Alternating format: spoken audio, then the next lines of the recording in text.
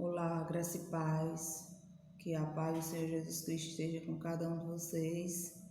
Estamos mais uma vez aqui para meditar na palavra do Senhor Jesus. É muito importante a gente sempre se alimentando da sua palavra, porque ela nos ajuda a permanecer firmes, permanecer fortes nessa trajetória até o céu. Eu pensei muito em um tema que pudesse nos edificar, que viesse trazer edificação a todos vocês, e o Senhor tem tocado profundamente no meu coração com relação a um tema específico, que é a cura da alma, né? Nós estamos passando por um momento em que as pessoas estão muito preocupadas em não adoecer fisicamente, em não pegar esse vírus, mas a maioria das pessoas estão precisando de uma cura não física, mas uma cura na alma. Eu gostaria de meditar, na verdade são muitos textos que nos ajudam com esse tema, são muitos textos que nos fortalecem e nos direcionam relacionados a esse tema, mas a gente selecionou alguns aqui para meditar juntamente com todos vocês. Eu gostaria de iniciar com um texto de Provérbios, capítulo 4 de Provérbios, a partir do versículo 20, vai dizer assim a palavra do Senhor: Filho meu, atenta para as minhas palavras, aos meus ensinamentos inclina os ouvidos, não os deixe apartar-se dos teus olhos, guarda-os no mais íntimo do teu coração, porque são vida para quem os acha e saúde para o seu corpo. Sobre tudo que deve guardar, guarda o coração, porque dele procede as fontes da vida. Desvia de ti a falsidade da boca, afasta de ti a perversidade dos lábios, os teus olhos olhem direito, e as tuas pálpebras direitamente diante de ti. Pondera as veredas dos teus pés, e todos os teus caminhos sejam retos. Não declines nem para a direita, nem para a esquerda, e retira o teu pé do mal. Quando ele está falando aí de guardar o coração, eu vejo muito essa questão de ter cuidado para não adoecer com relação ao emocional, porque o coração é o centro das emoções, né? Dele procede todas as saídas da vida. Alguém doente emocionalmente, alguém com a alma doente, é alguém que vai ter consequências físicas, porque a doença da alma ela também se manifesta no físico, no corpo, mas ela também vai ser uma pessoa que vai influenciar de forma negativa e vai trazer prejuízos negativos para aqueles que o rodeiam e para todo o decorrer da sua vida profissional, emocional, seus relacionamentos, porque a sua alma estando doente, o seu coração estando doente, a sua forma de percepção vai ser doentia. E aí tudo em sua volta vai, entre aspas, dar errado, né? Por que está dando tudo errado? Por que nada dá certo? Não é por azar, né? A gente não acredita nessa questão de azar.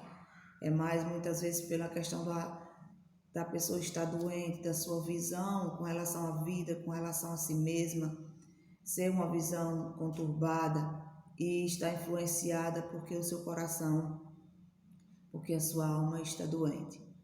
Então, assim, nós vamos passear por alguns textos, mas esse de Provérbios eu gostaria de destacar esse versículo.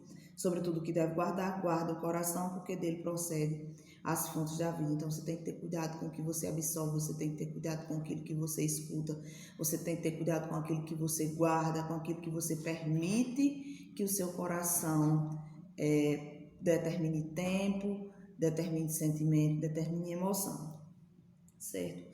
No caso bem assim, para a gente meditar com relação a isso, lá em Mateus, capítulo 9 de Mateus, o Senhor Jesus ele vai destacar essa questão de que a cura da alma é mais importante do que a cura do corpo, lá naquela cura do paralítico de Cafarnaum, Mateus capítulo 9.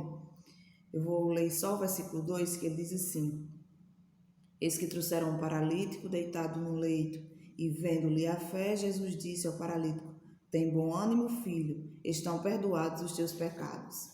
Né?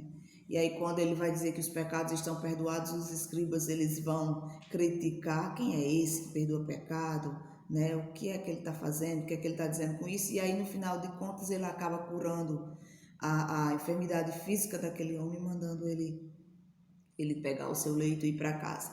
Mas a primeira preocupação de Jesus foi com a situação da alma daquele homem, foi com a situação em que ele se encontrava, né? Espiritualmente. E aí, alguns textos de Provérbios vão dizer o seguinte, lá em Provérbios, no capítulo 13 de Provérbios, versículo 12, vai dizer: A esperança que se adia faz adoecer o coração, mas o desejo cumprido é árvore de vida, né? A pessoa fica tardiamente esperando e não vê resultado, às vezes o seu coração adoece de ansiedade. Lá no capítulo 17 do mesmo livro de Provérbios, vai dizer assim, capítulo 17 e versículo 22, O coração alegre é um bom remédio, mas o espírito abatido faz secar os ossos. Outra questão é a questão da amargura, né? Outra doença que atinge a alma, além da ansiedade, que atinge também a amargura, né? A pessoa que passa por muitas tribulações, por muitas dificuldades, que sofre preconceito, a discriminação, e aí essa pessoa ela vai absorvendo a amargura, tristeza, e vai colocando tudo isso dentro da sua alma, vai se tornando doente, né? E aí esse espírito doente, essa alma doente, aliás, vai fazer com que ele adoeça fisicamente também, porque está dizendo aqui que o coração alegre é um bom remédio, mas o espírito abatido vai secar os ossos. Lá em Provérbios 18, no capítulo 18, versículo 14, vai dizer: O espírito firme sustém o homem na sua doença, mas o espírito abatido, quem pode suportar? Então, existem várias doenças da alma. A amargura, né, que é aquele sentimento terrível, a sensação de tristeza contínua, o coração arde de tristeza, né, por situações que o incomodam, por coisas, por comportamentos de pessoas com relação a você que lhe incomoda, né? A questão da angústia, né? O rancor, a murmuração, a ansiedade, o sentimento de inferioridade. Então, quantas pessoas têm deixado de viver a graça de Deus, de viver a bondade de Deus, porque estão com a sua alma doente? Às vezes o seu físico não está doente, mas a sua alma está doente, está precisando de libertação. Enquanto você não conseguir se libertar de todos esses sentimentos que lhe aprisionam, você não vai conseguir viver o novo de Deus na sua vida, né? Então a sua alma às vezes é o que está precisando de cura, né? Você sente dores nos ossos, você sente dor no estômago, você sente sensações no seu corpo que são resultado daquilo que a sua alma está sentindo, né? Porque ela está doente. Então, o primeiro passo é admitir que você está doente, né? O primeiro passo para resolver com tudo isso, para Deus entrar com providência na sua vida, é você reconhecer que você está doente. Lá em 1 João 9, o que é que vai se dizer? Aquele que confessa e deixa, alcança misericórdia, né? Nós vemos lá em Salmo, no capítulo 4 de Salmo, um texto que vai dizer assim, lá em Salmo, capítulo 4, vai dizer assim: Irai-vos e não pequei, consultai no travesseiro o coração e sossegai, oferecei sacrifícios de justiça e confiai no Senhor. Há muitos que dizem: quem nos dará a conhecer o bem? O Senhor levanta sobre nós a luz do teu rosto. Mais alegria me puseste no coração do que a alegria deles, quando há fartura de cereal e de vinho. Em paz me deito e logo pego no sono, porque Senhor, só tu me fazes repousar seguro. Então, quando ele diz assim, quem nos fará conhecer o bem? O Senhor levanta sobre nós a luz do teu rosto. Então, a palavra de Deus, ela nos esclarece que nós não devemos estar angustiados, que nós não devemos estar murmurando, que nós não devemos estar guardando rancor. A palavra de Deus nos adverte, é ela quem nos adverte. Então o Senhor, ele clareia, ele nos mostra que isso está errado, que isso pode atrapalhar a nossa vida. Então se você se apropria da palavra de Deus, se você deixa que essa palavra penetre no seu coração, o que é que vai acontecer? Você vai perceber que você precisa de cura. E aí quando você perceber que você precisa de cura, você confessar os seus pecados, Senhor, eu tenho murmurado por isso e por isso, Senhor, eu estou inquieta por isso e por isso, Senhor, eu estou amargurada por isso e por isso. Quando você começar a reconhecer que você está doente, que você precisa de ajuda, aí é o primeiro passo para você começar a mudar a sua história e buscar em Deus a cura da sua alma.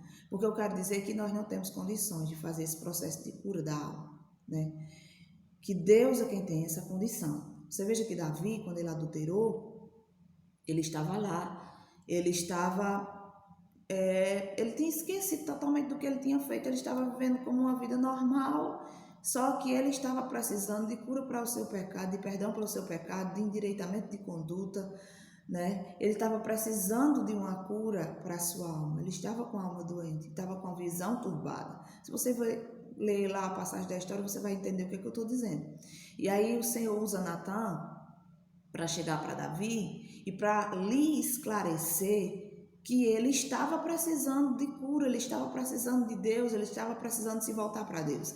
E quando Davi ele reconhece isso, começa um processo de volta, de retorno, né? E aí ele começa a viver de forma diferente. Tudo se torna diferente, ele se posiciona diferente, porque ele reconheceu que ele estava afastado de Deus, mesmo aparentemente estando perto. Então, o primeiro passo é admitir que você está doente, para poder você conseguir a cura.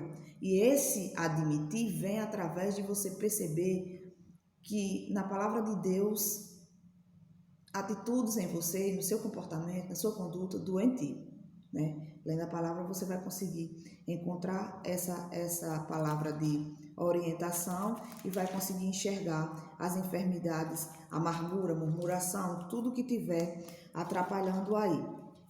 Lá em Hebreus, ele vai falar sobre a questão da amargura. Hebreus 12 e 15, ele vai dizer: atentando diligentemente, porque ninguém seja faltoso, separando-se da graça de Deus, nem haja alguma raiz de amargura que brotando vos perturbe e por meio dela sejam contaminados.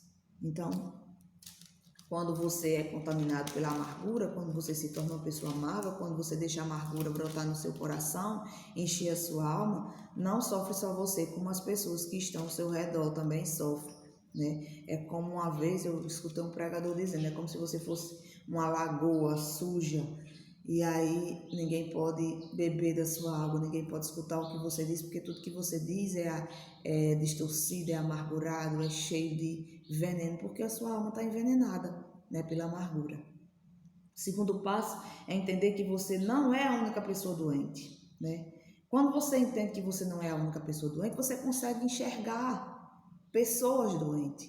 Então, quando as pessoas te ofendem, quando as pessoas te agridem, quando elas pecam contra você, você consegue olhar para elas com um olhar de misericórdia, você consegue ver você outras vezes tomando aquelas atitudes com relação a outras pessoas.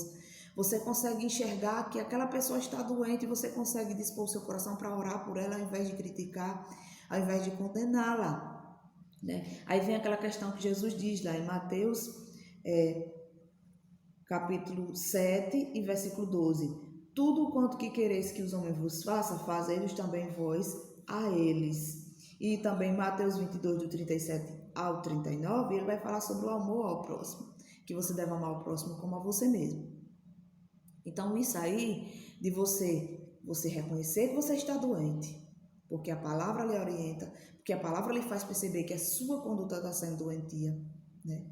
A A palavra é a luz que nos ilumina, que clareia nossa mente. Aí você reconhece, você começa a enxergar que tem pessoas que estão lhe ofendendo, que estão lhe machucando, que elas também precisam desse reconhecer. Elas também estão doentes, e aí você tem misericórdia dela, você começa a orar por ela, você começa a interceder a Deus por ela e começa a exercitar o amor que Jesus ensinou, que é amar o próximo como a você mesmo, enxergar essa pessoa como você está se enxergando, como carente de misericórdia, de graça de Deus, de cura de Deus. E aí é o segundo passo, né? Porque você começa a agir diferente com relação à vida, com relação aos acontecimentos, com relação às pessoas, porque você percebe, você está doente, mas também tem pessoas doentes. Então, por causa que essas pessoas estão doentes, é que elas estão lhe ofendendo, é que elas estão lhe atingindo, é que elas estão com essa amargura, com essa ansiedade, com essa atitude negativa com relação à vida, né? Terceiro passo, libere perdão, né? Lá na oração do Pai Nosso, o que é que Jesus vai dizer? Ele vai ensinar. Perdoa, para a gente orar assim, perdoa nossas dívidas, assim como nós temos perdoado os nossos devedores. Então você não libera perdão porque você é bonzinho, você não libera perdão porque você é uma pessoa agraciada, alcançou uma conduta melhor, mais uma superioridade psicológica. Não. Você deve liberar perdão porque você é obediente ao seu Pai e porque você sabe que você erra, e você sabe que você precisa do perdão de Deus. E quando Jesus ensina isso, ele quer dizer: olha, filhinho, se você não perdoar, você não vai ser perdoado. Então você reconhece que você está doente, que você precisa de Deus para lhe ajudar.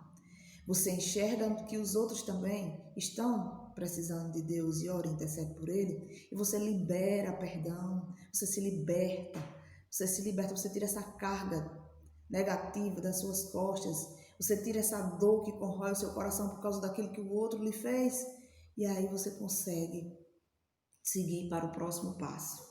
E aí o próximo passo, depois de você liberar perdão, e aí você libera porque você é obediente a Deus, você libera porque a palavra manda, você libera porque você quer que seus pecados sejam perdoados, você libera racionalmente, você decide perdoar. Você não vai esperar que o seu coração, por boa vontade, você não vai esperar que a pessoa venha lhe pedir perdão. Você perdoa porque você está obedecendo a palavra de Deus e porque você decide perdoar racionalmente porque você quer ser perdoado, certo? E aí você vai ter ainda sobre a questão do perdão, lá em Marcos 11, 25 a 26, né? Que ele vai falar aquele texto que diz assim: quando você estiver orando e tiver alguma coisa contra alguém, aqui eu estou parafraseando, você perdoe, né? Porque se você não perdoar, o seu Pai também não lhe perdoará, né? E aí lá em Colossenses, no capítulo 3 e versículo 3, vai dizer que nós devemos perdoar como o Senhor nos perdoou. Então nós não merecíamos. Muitas vezes nem reconhecíamos que estávamos ofendendo a Deus, mas Ele nos perdoou, Ele decidiu nos perdoar, né? Quarto passo, se responsabilize por todas as mudanças que envolvem sua cura. A gente às vezes fica esperando que o outro mude. A gente espera que o outro mude. A gente espera que o outro peça perdão. A gente espera que a situação mude. A gente espera que a nossa condição melhore para que a gente deixe de murmurar, para que a gente deixe toda essa amargura. Só que não. Se você reconhece que você está com a alma amargurada, ansiosa, com baixa autoestima, ou seja lá que tipo de doença sua alma tem, se você reconhece que você está doente e você vai buscar em Deus essa cura, você deve se responsabilizar por tudo que envolve essa cura. Então não coloque nos outros, não dê desculpas, né? Você assuma tudo que envolve a sua cura. Ore, jejue, busque, leia a palavra, se humilhe na presença de Deus, mude as suas atitudes, mude as suas características, mude as suas personalidades, mude, peça para que o Espírito Santo ajude a você a mudar, limpa sua alma, limpa seu coração, limpa seu pensamento.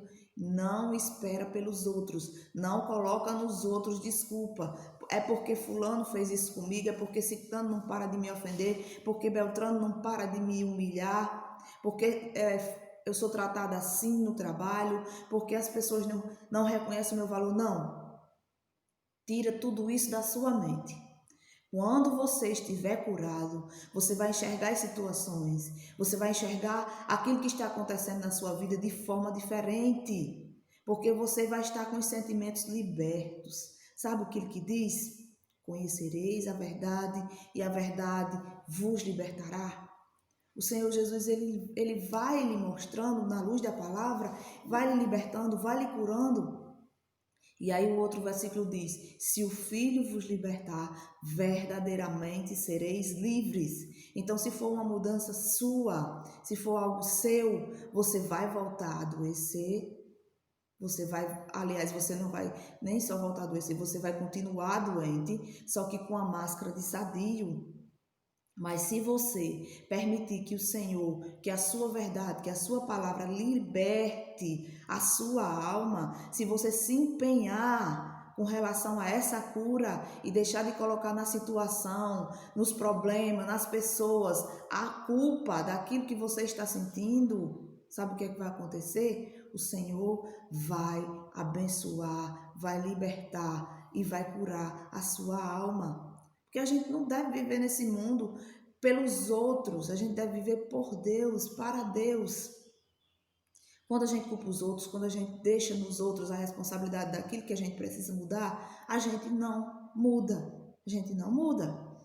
Então, o quarto passo é você se responsabilizar pela sua cura e buscar em Deus e mudar e se arrepender, porque talvez os outros não colaborem.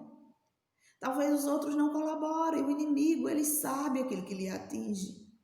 Talvez os outros não se arrependam, talvez os outros não lhe peçam perdão, talvez os outros continuem do mesmo jeito, mas você precisa de cura, você quer ser curado, você quer viver uma vida plena, você quer desfrutar da graça de Deus, então você precisa se responsabilizar por tudo que envolva a sua cura e buscar em Deus essa cura, para que você veja a sua vida de forma diferente e você desfruta a plenitude de Deus, né? Então, quinto passo, peça incessantemente a Deus pela sua cura. E aí você vai ter lá em Mateus, no capítulo 7, Mateus versículo 7 a 11, você vai dizer: se vós que sois maus sabe dar boas coisas aos vossos filhos, imagina o vosso Pai que está no céu. Então, se você pedir a Deus: Senhor, me cura dessa amargura, me cura dessa ansiedade, me cura dessa baixa autoestima, me cura, Senhor. Se você pedir incessantemente, se você buscar em Deus essa cura, você vai conseguir ser curado. Aleluia, louvado seja o nome de Jesus. E aí, lá nos Salmos 31, 24, 51 e 10, 118 e 5, 121, do 1 ao 2, 139, do 23 ao 24, você vai ver Davi pedindo a Deus um coração puro, um coração que lhe agrade, pedindo a Deus para lhe consertar, pedindo a Deus para lhe endireitar, pedindo a Deus para guiar os seus passos, pedindo a Deus para endireitar suas veredas. Você vai encontrar no salmista exemplo de uma pessoa que estava sempre percebendo os seus erros, sempre percebendo os seus defeitos, sempre percebendo suas necessidades e colocando isso diante de Deus. E aí você vai escutar a Bíblia dizendo que ele era um homem segundo o coração de Deus. E aí a gente absorve esse exemplo para a gente. Então busque em Deus, peça a Deus a sua cura. E última coisa, não volte a adoecer. E aí a gente volta para o texto que a gente leu lá no início. Cuida do teu coração. Cuida do teu coração. Faz que nem Paulo diz, examina tudo e retém só o que é bem. Cuida do teu coração, cuida das tuas emoções, para que você não adoeça novamente. Amém?